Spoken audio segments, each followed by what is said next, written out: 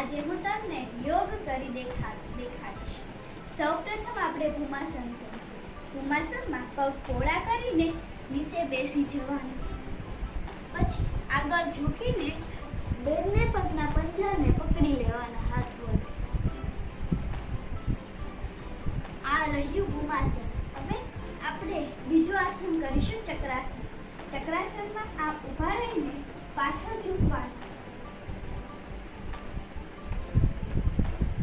ચક્રાસન.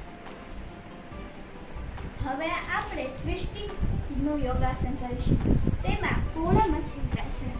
એક પગ ઉપર આમ અને એક પગ આમ કરી આ હાથને પગ પકડશું અને પાછળ ઝૂકશું.